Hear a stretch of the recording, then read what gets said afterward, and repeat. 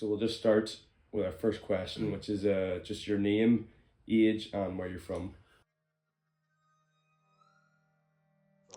Okay, my name is John Conlon. I'm aged 86, was born in 1938 in County Armagh in Ireland. But whenever I was about 16-year-old, I decided that I wanted to be a priest. I had read about this organization called the White Fellows, who are also known officially as Missionaries of Africa. At the age of 30, in 1968, I was given the opportunity to go to Africa, and I was assigned to Malawi.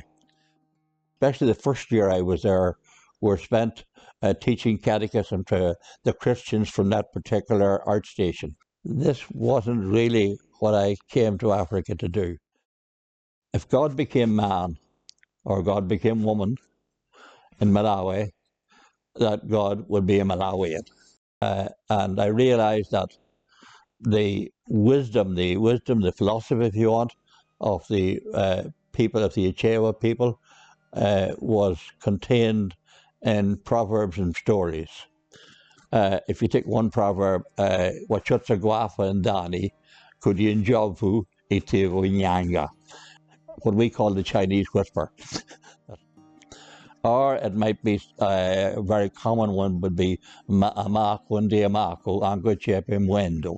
In other words, your older people, your parents and your old people, you got to respect them and you got to appreciate their wisdom and what they have given you.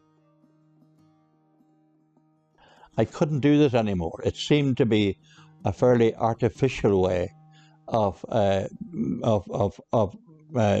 imparting to people there the Christian way of life. And meantime, there was a little lady called John Conlon, Marianne Hoffman, I should say, really, who had arrived as a nurse from the USA and was working as a volunteer in our local hospital. So we had a brief chat, and in that brief time, which was maybe a half an hour or so, we talked to each other and we decided to get married, just like that. Just put everything in motion with my superiors to get myself back home to Ireland and eventually to get Mary Ann home. And more or less, that's more or less it in a very brief nutshell, a kind of a day in the life of a missionary in Malawi. Thank you.